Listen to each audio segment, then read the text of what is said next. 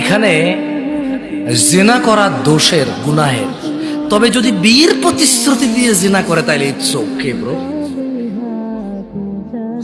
It's okay, totally fine. But বিয়ে করবে এটা বলতে হবে, প্লিজ প্লিজ প্লিজ প্লিজ।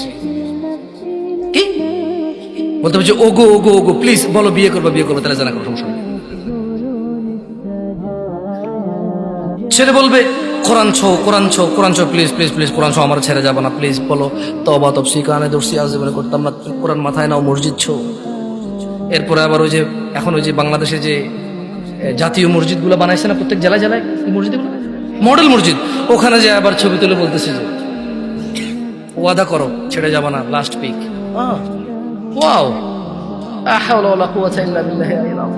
মসজিদকে সাক্ষী রেখে বলছে যে বিয়ে করবে, সো ইউ এখন জানা করতে পারো, সমস্যা নেই।